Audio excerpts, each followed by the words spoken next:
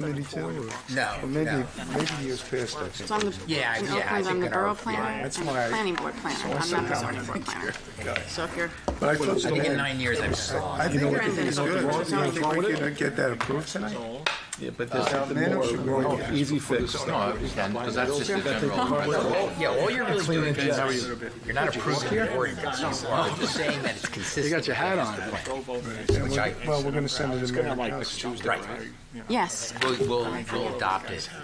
Hey, Ed, anytime. Okay. All right, let's call this meeting to order. Tonight is Tuesday, April 2nd. This is the Borough of Oradell Planning Board meeting. Notice of this meeting was published in the official newspapers, prominently posted in Borough Hall, and filed with the clerk in accordance with the requirements of the Open Public Meeting Act. This meeting is a quasi-judicial meeting, and decorum appropriate to judicial hearing must always be maintained. Any questions and comments must be limited to issues that are relevant to what the board may legally consider in reaching a decision. Okay, we'll do a roll call. Mr. Snyder's not here. Mr. Dressel? Here. Mr. Kang's not here. Mr. Kelly? Here. Mr. Hines? Here. Councilman Carnaval? Here? Mr. Galcione? Here. Mr. Darian? Here. And Councilman Flegging. Ex-Councilman Flegging. Oh, here. Okay, Pledge of Allegiance. Oh, yeah, that's right. I pledge allegiance to the flag of the United States of America and to the republic for which it stands, one nation, under God, indivisible, with liberty and justice for all. Okay, the first order of business is approval of the planning board minutes. Everybody get a chance to review those? Any comments? I'll take a motion to approve. So moved? Are you all in favor? Aye. Any correspondence? Steve? None. Meetings last week, is this right? Okay, we got a couple of things to do tonight. Some of them I think we'll do as part of the committee reports. And when we're done with the committee reports, we're going to have our planner brief the committee on the new affordable housing laws that recently passed in New Jersey. So we'll start with subdivision site draining and soil moving. Councilman Carnaval. Nothing to report, Mr. Chairman? No applications this month. Need some help? Next committee report is business, buildings, and signage. That would be Min Woo Kang, but Min is absent today. So we'll move to regional planning coordination. That's Mayor Koth. He could not make it tonight either. Zoning is next. I have nothing to report on zoning. Master plan, open space, environmental and circulation systems. Mr. Darian. Yes, a couple of items. One, I guess we were instructed to undergo revision of the master plan from the mayor council meeting. I think I saw that on YouTube. Mr. Chair, we don't have subcommittee members, so maybe now would be a good time to see if anyone is interested. Historically speaking, the chair of the planning board and the chair of the subcommittee are the first two members, and that would mean we would have two other individuals. Is there anyone here tonight would be interested in also participating in the potentially lengthy process for the next version of the master plan? You want me to go through who was last year? Sure. We have Mr. Darian, committee chairman. We had the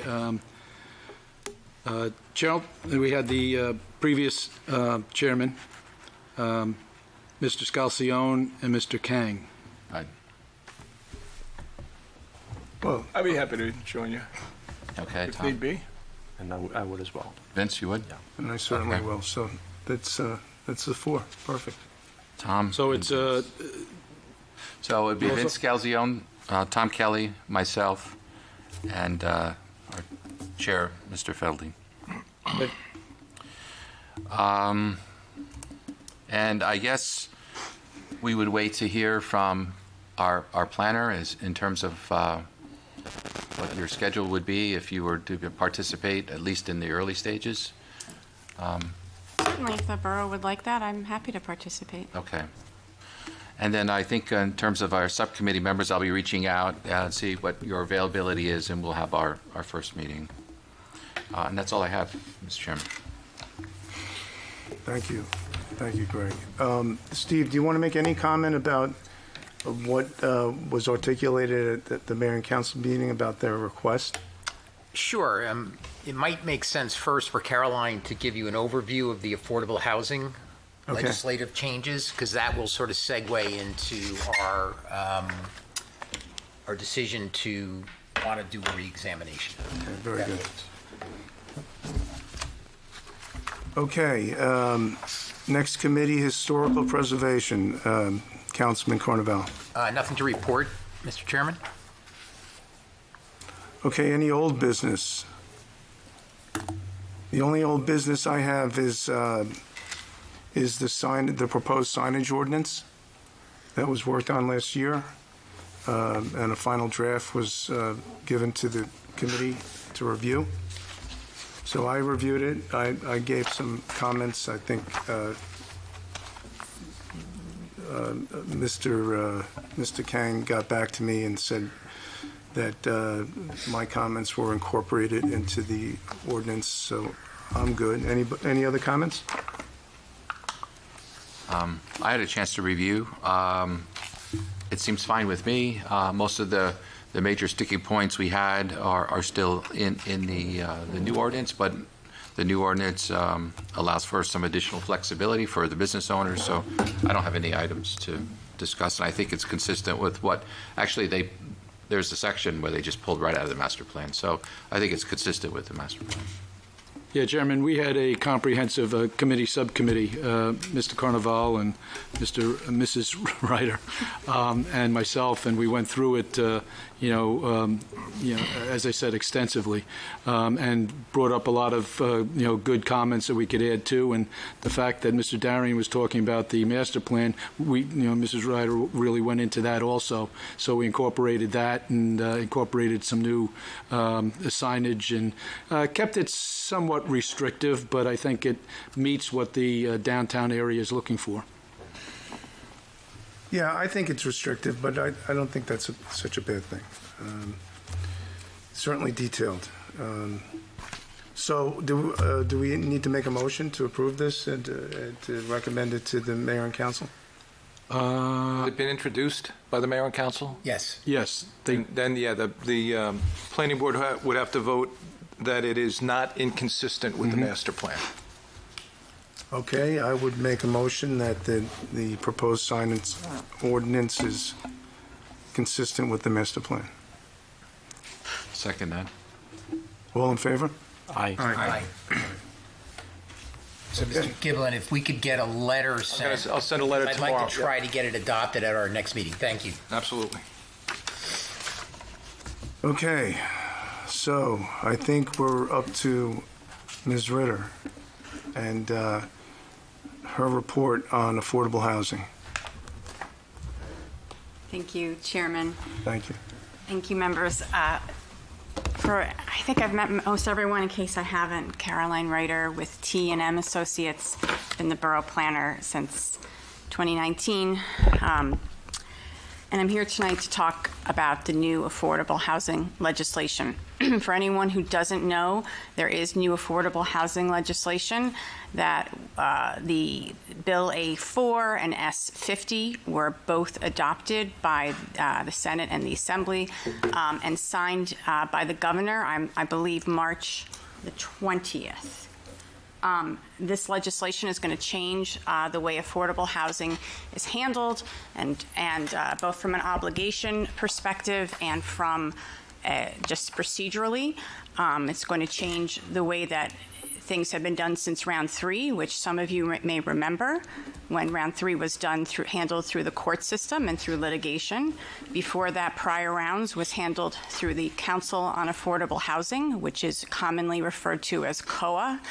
This legislation basically eliminates COA and sets forth new deadlines for municipalities, a new way of establishing obligations, and some new procedures, some of which I do believe are going to impact towns like Oradell very much. So the legislation is, as we indicated, it's brand new. Everyone is still digesting it, and what it's, of course, how things are going to materialize over the next several months into the winter, which you'll understand in a few minutes why I'm saying that. I think it's important that if we leave here with an understanding of a few things, they are that the legislation establishes some challenging and fast-moving deadlines for municipalities, and it's really important that the municipalities stay on track for these deadlines. That's one of the things that I think is really important. Another thing that's really important is the way that obligations are going to be handled, and I'm going to explain that. The process starts with DCA, which is does everyone know everyone knows what DCA is? Starts with the Department of Community Affairs, and it's going to then end with the municipalities.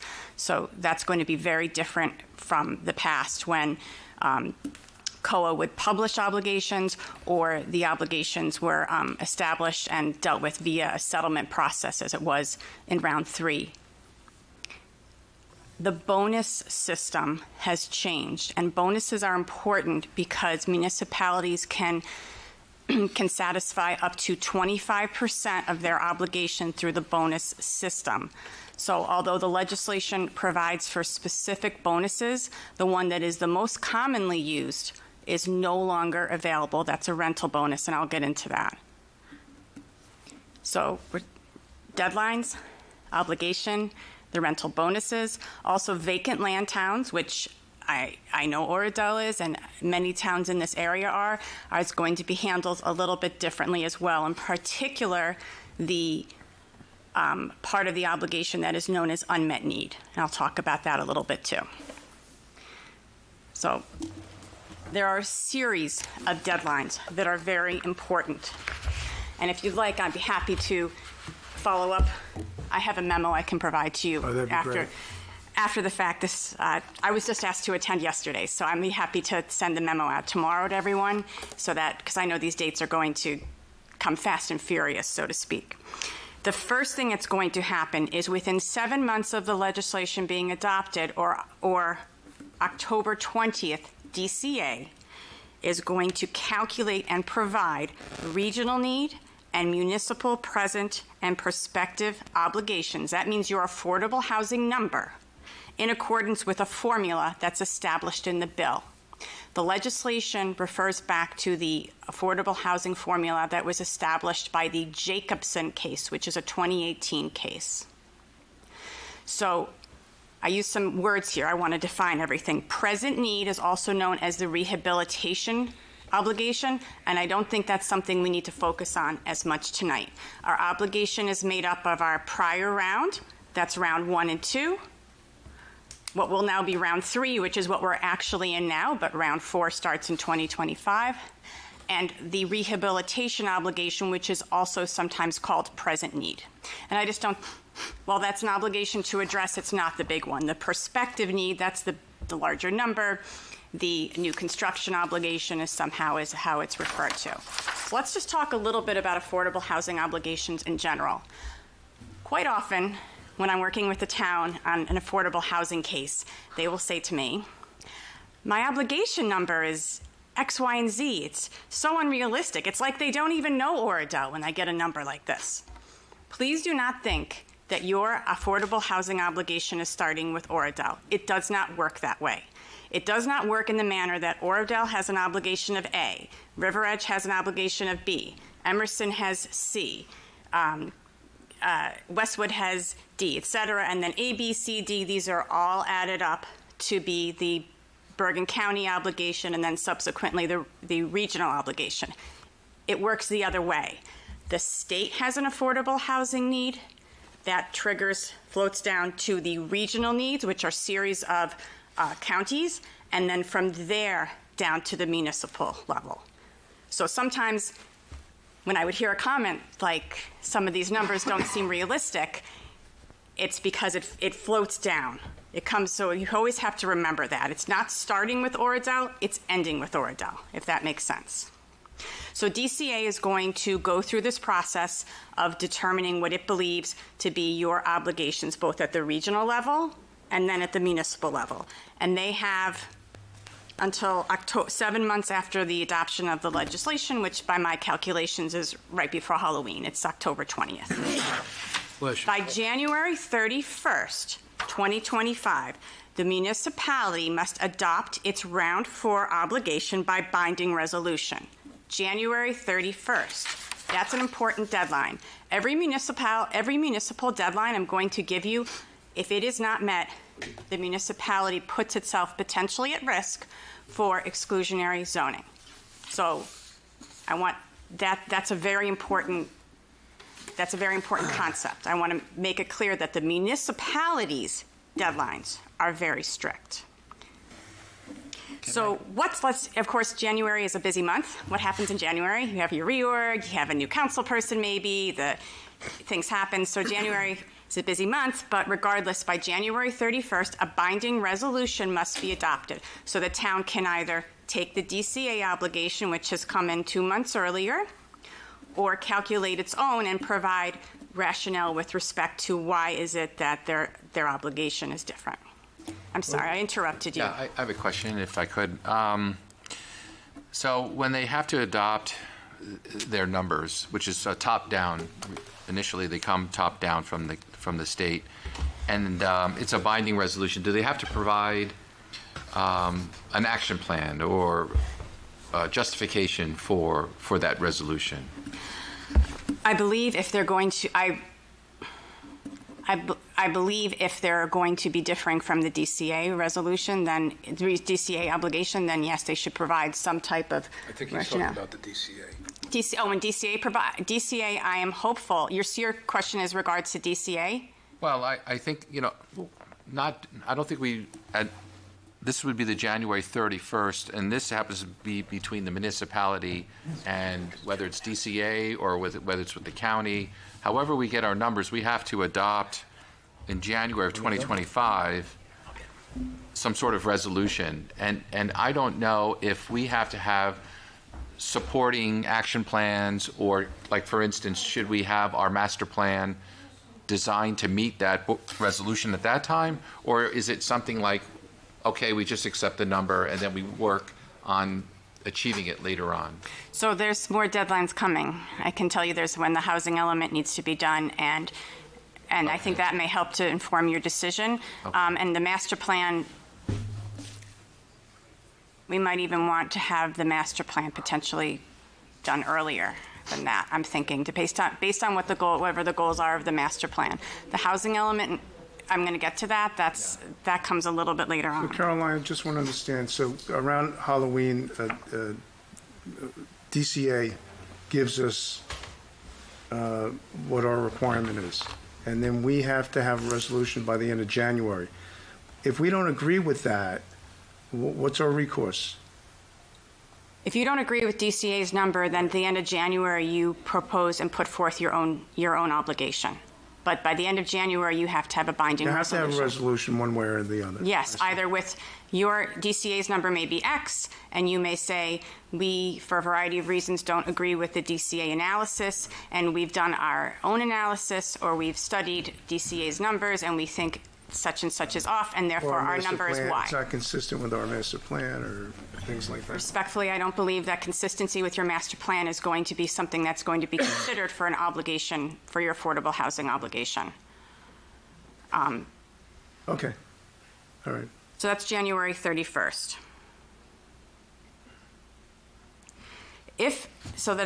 There is an opportunity for a challenge to your municipality's determination of its affordable housing obligation. Should any entity decide to challenge the obligation, it must do so by February 28th. So it has basically 28 days from after the date of the binding resolution. We have to file something. Another entity may. It'd be like fair share housing. Fair share housing or a developer or any interested party may challenge your obligation, I see, okay. your Oradell's obligation. If there isn't a challenge, if there is no challenge, and the municipality met the January 31st deadline, then the fourth round obligation is established by March 1st.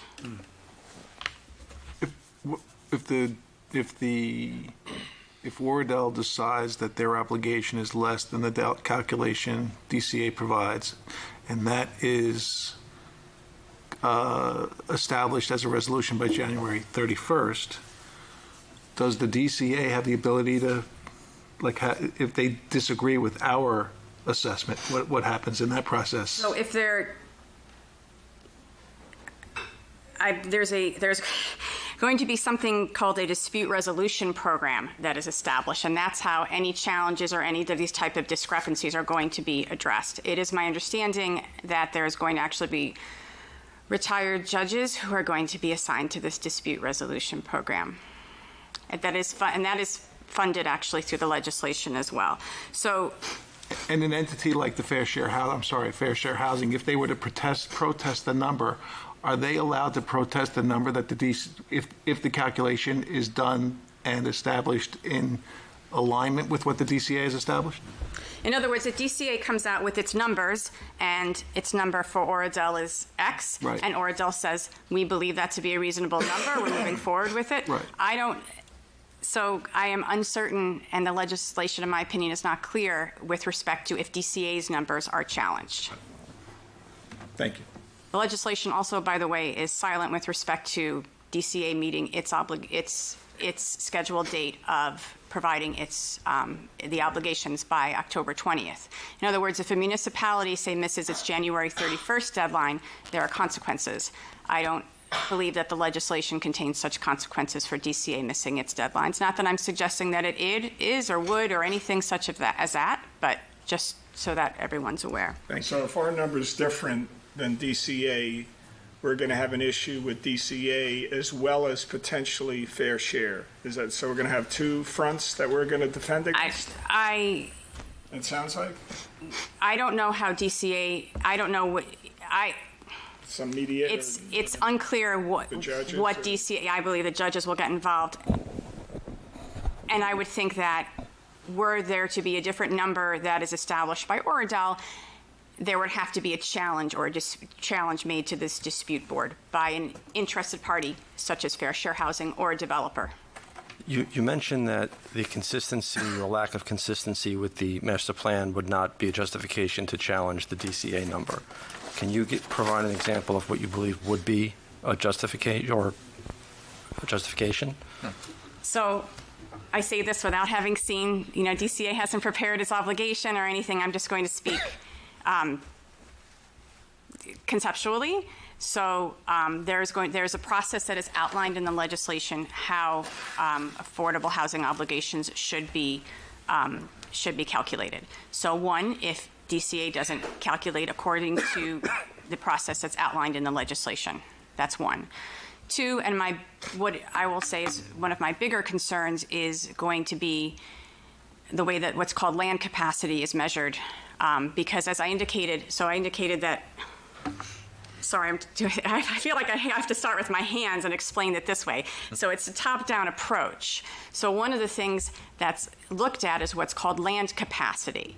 So there will be, in my opinion, a study of vacant land or land coverage utilizing what I am guessing would be DEP or some other type of available mapping. I do not know what will happen with this round and how that would turn out. I can tell you from my professional experience under the prior round 3 rules, which were overturned.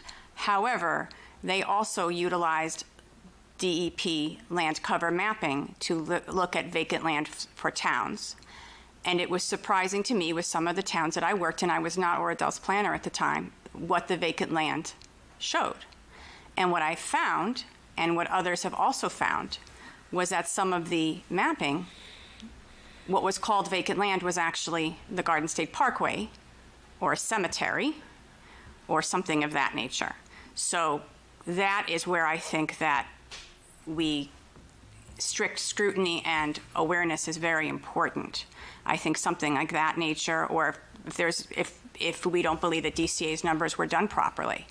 But something like the master plan, in other words, your master plan is every town's master plan is a planning document. It is supposed to identify the planning goals and what the character of the municipality should be. In other words, where should there be what kind of development? Where should growth go? Where shouldn't growth go? Where should parks go, et cetera?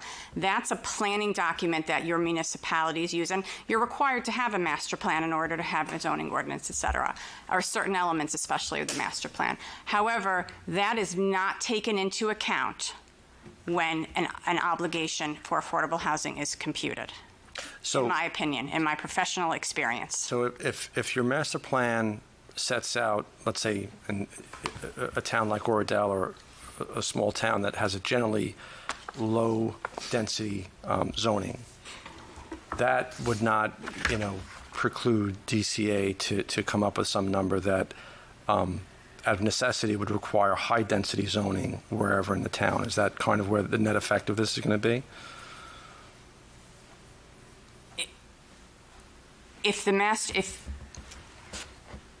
No, the answer to your question is the borough's master planning documents would not prohibit or negate the ability of an affordable housing obligation that might require a municipality to consider higher density zoning. That is one of the options for to meet one's affordable housing obligation is inclusionary zoning, which is typically at a slightly higher density so that it includes what's called an affordable set-aside.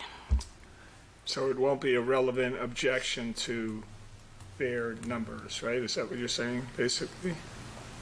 I'm not sure. Our master plan, whatever we No. say, won't be a relevant I don't believe so, objection. unless, The plan is just an objective. It's not It won't be relevant to the DCA's numbers, what they're going to come at us. The right? only- That is the only thing, and this isn't even necessarily from your master plan, would be consideration of vacant land and the ability to eliminate parklands from any type of property that is, would be considered. So those are aspects of your master plan, but not necessarily. I do not anticipate that whomever for DCA is, when they are computing numbers, that they are reviewing municipal master plans as part of their process. In fact, I don't believe they're doing that. Caroline, so I'm drawing a blank, but right now we have protection against developers challenging us. Yes. What's that called? Challenging you from a builder's remedy lawsuit? Is that what you're saying? Yes, you have the Building judgment of remedy proposed. Yes. protection? Yes, that's what you Okay. have. And the reason we have that is because we have a master plan and we're executing against the master plan. And you're nodding your head, no. So respectful, I was going to say the reason that I'm sorry, I didn't mean to cut you off. The reason that you have that is because you have a judgment of repose. So what happened under round 3 Right. is the borough achieved settlement with Fair Share Housing, and if there were any objectors as well, which I don't recall, you went through a process, you achieved settlement, there was a housing element prepared by Burgess Associates, Right. and there were, I'm assuming, court hearings known as fairness hearings and compliance hearings. There has been an amendment done to that housing element. You still have, we still have our judgment of repose and our protection. That is for round 3. What we're talking about now is for round 4, which, although scheduled to begin on July 1st, this legislation is pushing some of the process a little bit earlier. And now this legislation removes it from the court or litigation system. So that's why this is a little different. So how do you get a judgment of repose once we get our 4th round obligation? We have to, I'm getting to that. Okay. We have to, I just don't know that it's going to be called a judgment of repose, Right. but the process is actually somewhat similar. So let's say that we have no dispute resolution, that our dispute resolution has been decided, or we don't have a dispute. Let's move on from that. By June 30th, this is another very important deadline, and it involves this board. By June 30th, 2025, the municipality must prepare and adopt a housing element and fair share plan. And this plan, first of all, the housing element is one of the required elements of your master plan. It's required to zone for there to be a zoning ordinance. The housing element will detail very specific demographic information and housing information. The fair share plan will go through and detail your housing obligation and how the borough is meeting its obligation. That is June 30th. This board adopts the housing element, in case anyone wasn't here for it the last time around. It is done by public hearing with required notice, and the date for that is June 30th. There's not a lot of time. Those are loaded words. If they're done with public hearing with notice, which means when the clock is ticking, the schedule fills up very quickly. So the required notice is 10 days in advance. We have to have the plan available for the public to review. We also have to notify the state planning advocacy department and your county planning board. There's a notification, the newspaper, there's a notification process. And then there's public hearing, at least one, potentially multiple held. I don't know how many of this board board members were involved in 2018 when you held the housing element public hearings, but it was a year and a half. That was in 2018 when you did it. Okay. Yeah, I mean, it took a year and a half to get to the decision and the adoption in 2018. Okay. So then by August 31st, an interested party can again initiate a challenge to your housing element. So you've adopted it by June 30th. There's 60 days for a challenge to your housing element. So your obligation can be challenged, your housing element can be challenged. Nevertheless, the deadlines that I gave to you they're very important. Then there's a whole process for if it's challenged and how that is looked at. There's communication with the town, et cetera. And basically the challenges need to be resolved. Then they give you a few months to resolve all the challenges, et cetera. And then there's a process for adoption of the ordinances to implement the housing element. And all of that theoretically is then done and completed by March of 2026. So the timeline is, I think I said this at the beginning, the timeline is very fast moving. Why are they moving it so fast? I think from what I've read about this legislation is that there is an interest in streamlining the process. Of course, round 4 does begin in July of 2025. This is starting the process a little bit earlier. The legislation also goes in then to subsequent years, round 5, round 6, et cetera. I don't think we need to talk about all of that. I think we should focus on round 4. This is the way the legislation is written. Again, I believe A, there's a desire to streamline things, and B, there's a desire to, to implement, to start this new process and to implement it. Is fair share housing, do you think they're going to get involved again? Yes, I think that they would get involved again. Yeah. I have no communication with them or anything like that, but I think that's there, as Brian just indicated, and an interest. Right in the middle of it. Thank you. Will we have to sign an agreement with Fair Share Housing again? No. No, this is not done through litigation or like that again. Okay. But I think that there is a possibility for them to be what's called an interested party or file the challenge, as developers can as well, and potential property owners who might have an interest as well. Will we be able to calculate a realistic development potential, an RDP? Yes, you're asking about the vacant land process. Yes, it's a little bit different, but yes. So Oradell has been what's called a vacant land community. And what that has meant in the past, and anyone who is involved in the housing element preparation and adoption knows, is that Oradell, like I believe every community in this area, does not have sufficient vacant land to zone or to build for its entire affordable housing obligation. So it went through a process in the 2018 housing element, known as the vacant land adjustment or vacant land analysis process. And the way that process works is you look at basically your vacant land, and in some instances, properties that may not be vacant but may be potential to be utilized in another manner. And then there is a process, there was in round 2 rules, round 2 COA rules, there was a process of how you go through and how you identify, how you look at the vacant properties, you eliminate anything that's a parkland, a preserved farmland. If it's a historically preserved site, you eliminate environmentally constrained properties or sections of properties, and then you basically whatever is left, then there's calculations that you do. That's changing a little bit with the new legislation. So as the councilman indicated, you use the term, I think, realistic development potential. Yes, So RDP. that's the RD, which is what's quite often shortened to RDP, realistic development potential. And then when you go through this vacant land process, that's the resulting number is the RDP. However, that does not mean that your entire obligation goes away. What happens is that your entire obligation minus your RDP becomes what's called your unmet need. So for example, for Oradell,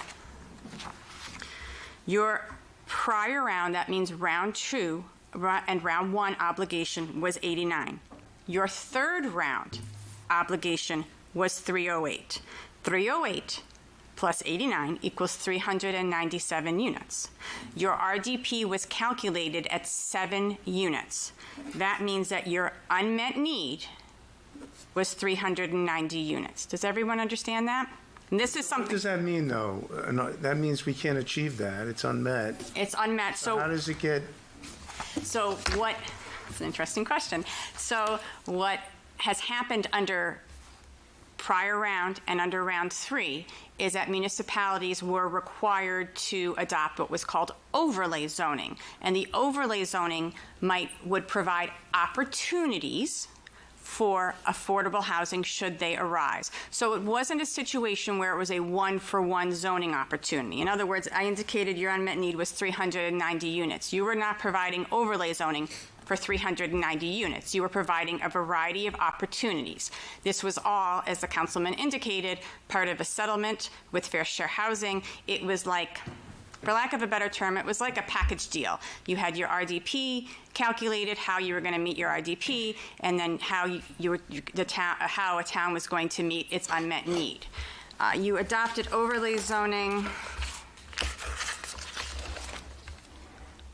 I can tell you what you adopted. Your New Milford Ave is your overlay rezoning. The CBD, the Central Business District, is an overlay zone. White Beaches is an overlay zone. And then you have what every town has, which is called the mandatory set-aside ordinance. And basically that means when you're developing 5 units or more, you have to have an affordable housing set-aside. So that is how unmet need was addressed in prior round and in round 3, is that there were a series of overlay zones established that provided opportunities for meeting this unmet need. And actually, to your question about the master plan, that is a situation where the master plan could come into play. And for Oradell, it did with respect to the CBD zone. It appears to me that Oradell was able to take one of its goals, which was certain types of development in the CBD, and kind of marry that into its need to provide for unmet needs zoning, overlay zoning, and put the two together. So that was an instance where the master plan was effective in terms of assisting with the affordable housing obligation. Now, unmet need is changing. There's an important component of unmet need, since we're talking about it, that I want to bring up to everybody.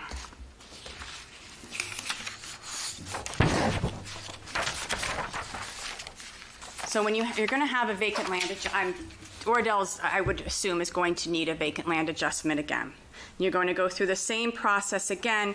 It's slightly different. There are some differences that are listed with respect to densities and with respect to the environmental constraints in the consideration of the vacant land. However, when you get to the what you mean by environmental constraints. So in round 2 rules, round 2 COA rules, which is what we used in round 3 which is what we used this last time around because the round 3 rules had been overturned. The round 2 rules, when you were allowed to remove properties or portions of properties from the vacant land analysis, where there were specific environmental constraints that were listed in the rules. For example, steep slopes was one of them. Wetlands was one of them, floodplains, et cetera. The way the legislation is written now is it says, I'm going to pull it up to get the exact quote, but I believe it says something along the lines of any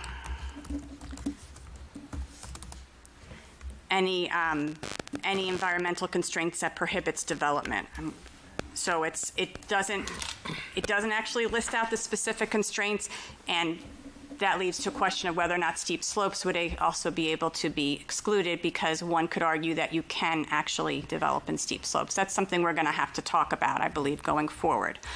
The good news is that in my mind, it does include the riparian buffer areas, which of course, as we all know in this area of Bergen County, there's a significant buffer with respect to riparian, with the riparian buffer requirements. So once the vacant land is calculated, the unmet need, I want to go over this. So as I indicated before, we have unmet need. You have over 300 units of unmet need from round 3 and prior round. We had to, in the past, establish overlay zoning that would just provide opportunities. Under the legislation, the municipality is required to address the first 25% of the adjustment, in other words, of the unmet need, with identification of sufficient parcels likely to redevelop during the round 4 time period to address at least 25% of this need that has been adjusted, or 25% of the unmet need. In other words, the way that I and my colleagues are reading this legislation, and I'm going to make up this number simply because it's good for math. So please don't hold me to this. If your unmet need, I'll keep it low. If your unmet need is 100 units, therefore, the way that this reads, we have to provide specific zoning on specific parcels for the first quarter, which is 25 units. Now, does that make sense? We have to, I will read to you exactly. Shall adopt and implement its housing element and fair share plan, identifying sufficient parcels likely to redevelop during the current round, that means round 4, to address at least 25% of the prospective need obligation that has been adjusted, that's unmet need, and adopt realistic zoning that allows for such adjusted obligation. So that is a change, and I think that's a really important change to keep in mind. So, Caroline? just real quick, so hypothetically, let's say you identify 2 parcels in your hypothetical situation, 25 units of housing, 2 parcels. Does that mean that in the aggregate that the town has to facilitate the construction of 25 units on the 2 parcels? Like, how does that work?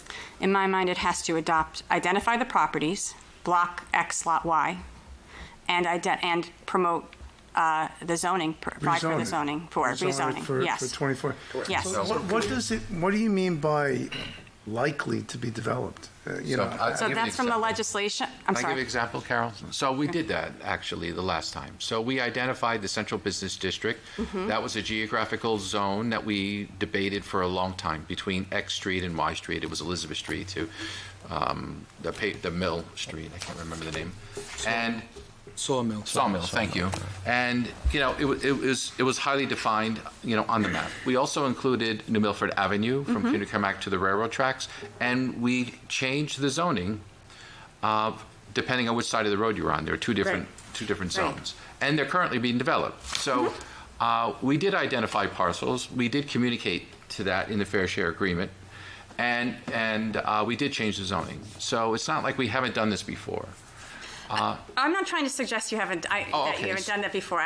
That wasn't my suggestion. What I'm trying to suggest is that this is going to be the way that legislation is written, it's very specific with respect to its numbers. So if instead of making up numbers, let's talk numbers. Your unmet need was 390 for prior round. That means that you would have had to identify for almost 100 units this rezoning. So I don't know that the CBD would have covered that, but that's what you would need to do. Right. So, and again, we don't know what any of our numbers are going to be. And that's just what we would need to do that for would be our vacant land and our unmet need for round 4 going forward. Right, and I guess the bottom line for me is that it would be very difficult for the mayor and council to just come out of the air and say, we can find 100 units here in this area of town without some sort of guidance, in terms of what are the goals, from the planning board in terms of changes to our master plan. It's kind of like, That's why we're going to That's- re-examine the master plan, yeah. That's why precisely for that reason. I think somebody asked at what point, maybe, I don't recall who asked about the master plan and timing, and I think I said something like earlier might be better. Yeah. I think that was my response. So just getting back to this, that's 25% of the unmet need. What about the rest of it? The rest of it, Is that maximum? 25% is maximum? at least 25%. At least 25%. So you have, the rest of it, in my mind, would be handled in the same manner that it was handled previously with some type of, with the Overlay or mandatory something. set aside, the overlays, something, but it's important that the first 20, this is a new requirement that first 25% be so designated. So I wanted to, Could you go over that 25%? if you wanted to exceed 25%, I'm sure you could do more if you wanted to. And that does not, and that was a good question. In response to it, the remaining 75%, it still needs to be addressed some way. It's just not going to necessarily be a one-for-one situation. It'll be done, I'm assuming, more as how, in a similar manner as to how it's been done in the past, in terms of providing opportunities that are not necessarily a one-for-one analysis. So normally when we identify areas for, I have to use my words correctly, I was almost going to say something, which is very loaded word, for redevelopment, area for redevelopment, right? Property owners cannot be forced to change their properties simply because we've identified, their particular property in an area to satisfy this 25%. Is that correct? We are not going to force property owners to do anything by determining an area that needs redevelopment or eminent domain or anything of that nature. The state's not requiring it. This is just for us to identify opportunities. Is that correct? Yes. And that's rezone correct. it. And rezone, provide for rezoning, yes. With an overlay zone. With an overlay. Cannot, as Greg just said, we're not going to take office space and say, okay, you can't be office space anymore. You will be, mixed use development. It'll really be the same approach. The state's just, they're using the word likely, and I'm not an attorney, Brian, but we don't know the details yet, right? We don't. I think they're actually looking for us to get more specific with the actual parcels. Than in the past, what most communities have done is done a large overlay zone. Right. It's just kind of on the hope that, it's going to happen. I think this makes us take a more in-depth look at the properties that actually, are more deteriorated, more run down, and may actually be redeveloped. Which Oradell doesn't have a lot of. And we have to identify them. Virtually none, We have right. to identify them specifically with respect to this 25%, as Brian indicated. So that first 25%, is that overlay 25%, or is that rezone or zone specifically for? You have to adopt realistic zoning. You have to provide for So it's not an zoning. overlay. I think gotta Steve said rezone it. overlay, and I just wanted No, to it's not determined yet if you have to rezone. It's not determined. Typically, unmet need has been handled via an overlay zone. Okay. So some of this, and the councilman's correct, some of this is all very new and I still want to being be clear. determined. Right. But this is That's going to what be. we have to get into. This is, I just want to make it clear that the unmet need, at least for the first 25%, is going to be handled more, it's just going to be handled differently. It's going to be looked at more for a one-for-one analysis with very specific properties identified. It is the way that the legislation reads. That's something that's a change, and I wanted to make everybody aware of that. But think of towns who have had massive office complexes that have sat vacant for years because, somebody moved their headquarters. That's really where their focus is, and, on properties that have been vacant for a period of time. Look, we haven't seen the details of the legislation, but I feel for Oradell it's going to be very similar to the approach that we took last time, and we're just going to have to make our case that we have established the opportunity for a developer to come in and create,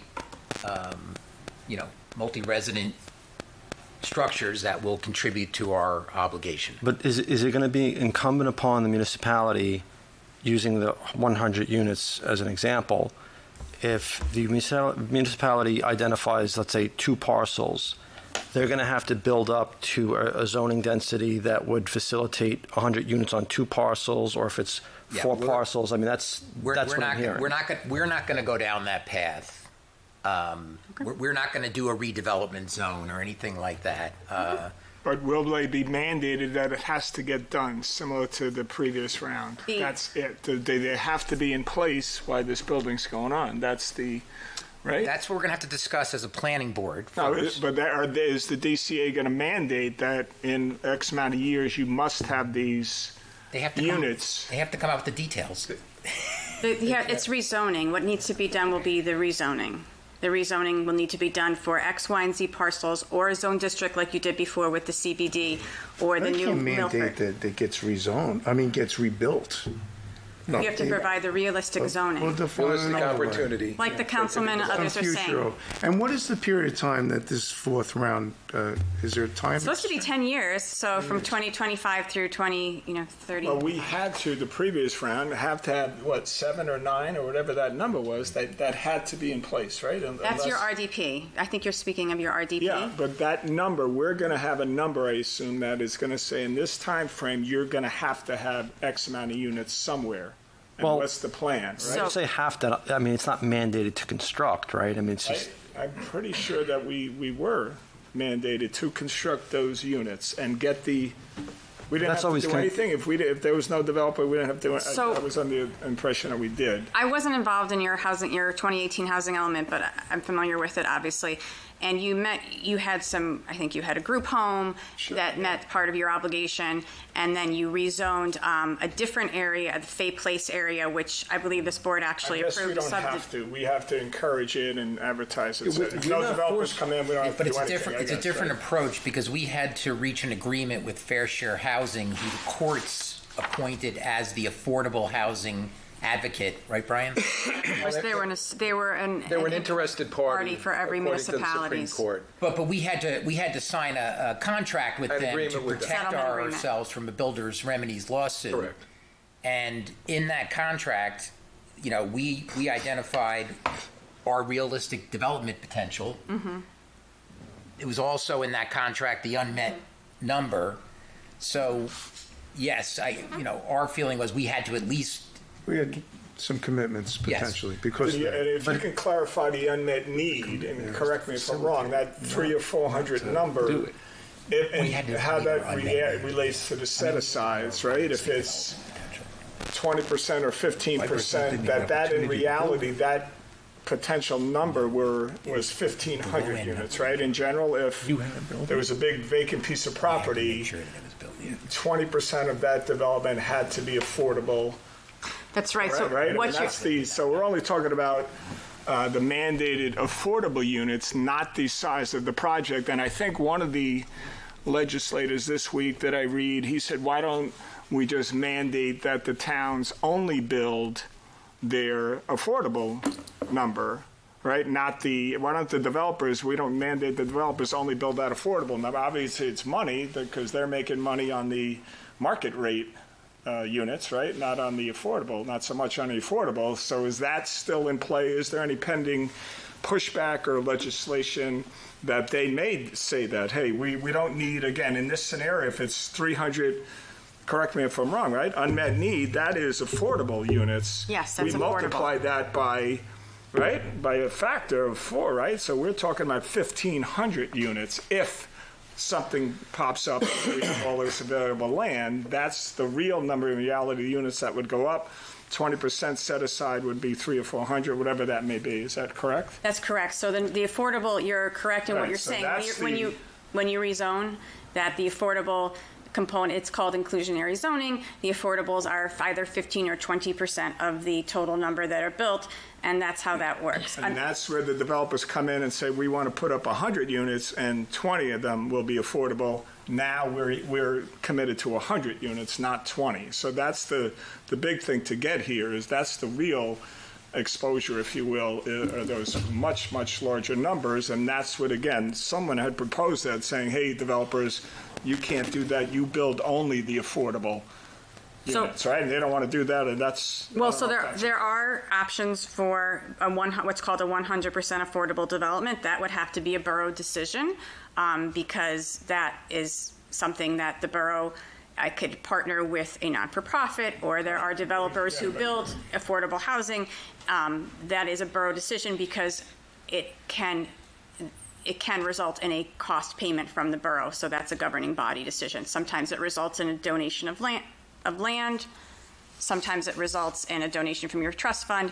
And when there is a 100% affordable development, even sometimes they're paid through by what's called tax credits. There's 4%, there's 9%. The 9% are competitive. And quite often the municipalities have to agree to make up anything that isn't covered by the tax credits. But So in that's- reality, the developers are going to say, we want to obviously max out, and we're going to say, you got to do this. We'll take So the 20%. there are towns that have done this, and that again is a governing body and part of this process decision. One of the towns that I work in is in the process. The main mechanism for round 3 was a 35-unit, 100% affordable development, but the town had certain responsibilities with that. All right, Caroline, I think that was really good. That was a lot of information. I think there's a tremendous amount more that we have to learn and get briefed on. We have to, as suggested, predict what our impact Yes. is going to be and all the rest, and we'll work on that in the committee. But Councilman Carnevale wanted to say a few words. So as a result of what Caroline and Brian have been sharing, at our March 26th meeting, we passed a resolution requesting that the planning board do a re-examination of the master plan. And if you remember last time, affordable housing was a key driver of the last re-examination, and that holds true for this upcoming re-examination. And last time we focused on the central business district, as well as some other land areas. This time, the one area of town that we didn't get to in the last re-examination was the B2 business district, which is, I guess, north of the Shell station, up to the Emerson border. So we're hoping on the that- east side. In the B3. On the east side. On the east side, yes. Thank you, Steve. So that's what we're hoping the focus will be, because when you re-examine a master plan, you don't re-examine the entire plan. You take certain parts of it that you feel are the most important areas to look at, and that the B2 zone is one that we really want the planning board to focus on, just because we feel that that is an area, it's primarily office space. And therefore, that could be an area where potentially there could be some redevelopment. But we'll, just like we did with the central business district, we want to be proactive in planning for the development of that area so that if redevelopment occurs, it's done the right way. And there's not overdevelopment. There is, the right level of redevelopment. So it's going to be very similar, in my mind, to what we went through during the last re-examination, only we'll be focusing on a different area of the borough. And some of the property owners in that district have been looking to do something on redevelopment. I'd also like to chime in that when a developer develops, they usually ask for zoning variances, and a lot of times they end up in front of the zoning board. And one of the key criteria that the zoning board considers is this property consistent with the master plan. And if it is not, then it just gets harder and harder for the applicant to win or to get a favorable decision, and they don't get the zoning variances that they were looking for. So it's important for us to protect the borough, to protect the zoning board, to have a credible plan that we can achieve these numbers, but at the same time, in a fashion or in a way that is in liking to our community and it doesn't destroy the character of the town. So that would be our goal. Well put. Thank you. Okay, that, So with the subcommittee, are you looking to bring on professionals to help the subcommittee, or well, what? at this point, we're going to have Caroline join us. Okay. And we're going to map out a plan in the first meeting or so.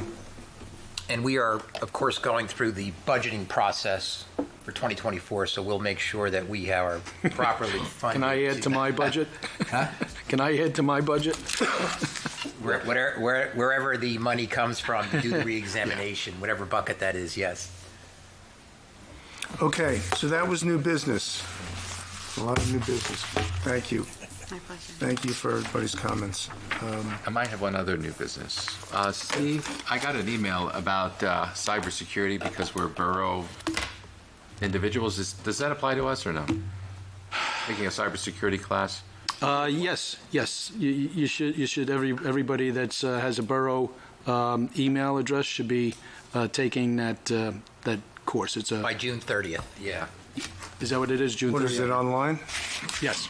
Oh, we're not going to have like last time we had an officer come in. And No, it's more online. Did you send out where that is? It's Yeah. What's the it's name? in the email. They give you a link and a password. I can send it out again. Any other new business? Just a quick question, going back to your comment about the vacant land analysis, showing the Garden State Parkway and other types of similar types of land. Will the borough contract with some surveying organization to properly identify vacant land, actual vacant land? That's what Is that what you will do? We'll work with our Caroline. planner, yes. Thank you.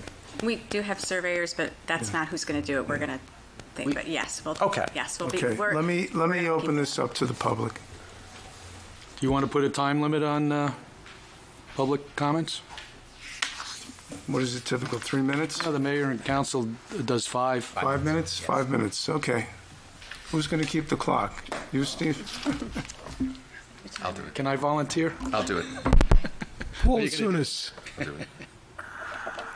The governor, state legislature, and courts are driving population density and urbanization of New Jersey towns. The mayor and council is asking the planning board to reconsider the master plan.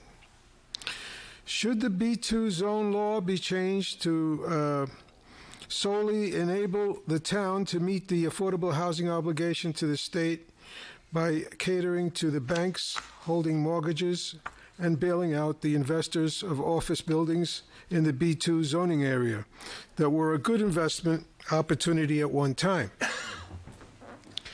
Is it reasonable to ask the taxpayer to subsidize their investment that has turned to a sorrowful loss? Should the taxpayers be responsible for any infrastructure and services to accommodate an influx of apartment dwellers that would increase the population density by as much as 2,400 people, so that the town would meet its obligation of 140 units? This would increase the population of Oradell from 7,978 to 10,378 people. This is based upon a 2.96 persons per household in Oradell. 800 units times 3 is 2,400 increase in population density. The price for this change, besides the tax dollars and congestion to the taxpayer, will affect us in many ways. Infrastructure, schools, services, police, etc. If we would require the developers to take the high road and build affordable housing at 50%, that is our affordable unit. That is one affordable unit for one regular unit. It still increases the population density, perhaps a little bit more manageable, from 7,978 to 9,178. We must have a town town hall meeting and a referendum of approval by the taxpayers, residents of Oradell. We need a realistic approach to the unmet needs, to the basic needs of our town. And when Mr. Kelly commented about having the affordable housing built by us and with a developer, that might be a better idea, but we would have to budget a lot of money for that. Well, I'm not sure that you caught my words correctly. I wasn't advocating for that, just... Oh, I thought that's what I No, I got just... that flavor there. Our planner Okay. mentioned some other towns had that as a solution, I guess, but, yeah, no, I was just trying to get educated also. Okay, thank you so much. Good Thank evening. you. Okay. Unless there's anybody else, I'm going to close public comment. I'm just going to make a quick announcement that the planning board meets the first Tuesday of every month at 7:30, except when conflicts exist. The June meeting will be held on Monday, the 5th, to avoid the primary election on the 6th. The November meeting will be held on Monday the 6th, to avoid the general election on the 7th. So with that, I think I'll just ask for a Chairman, motion excuse to me, before adjourn. you go, did you want to set up some of the subcommittees? You know what? Or you want to sort of feed through the email to see who's interested? So Min isn't here, and the mayor isn't here. Okay. So I think the important one for tonight was the subdivision, site drainage. I'm sorry, the rezoning, or regional Master plan. master plan. Master plan. So, yeah, well, let's do it next meeting, Okay. next You month. want me to send you the email? I'll send you a copy of the committee's last. Yeah, that'd be last great. year? Okay. Steve, are there any pending sign approvals that you would need a sign committee?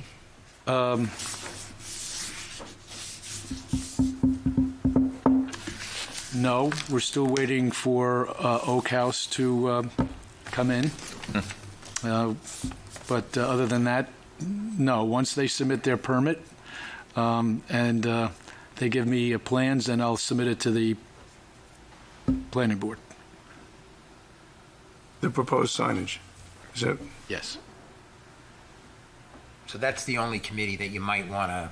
and that would go, yeah, that would be Min's committee, Right, so you... right? I mean, Business building and signage. I would volunteer to be on that committee as well. I've done this in Yeah. the past 10 years, so it would be Min and myself if anyone else was interested in. I had been on it Tom? with you also, yeah, but if anybody else wants to, All right. it's not heavy lifting. So Steve, Signage was, Mr. Kang was the chairman, right? Mr. Kelly, and Mr. Darren. Yeah, we'll continue. Okay.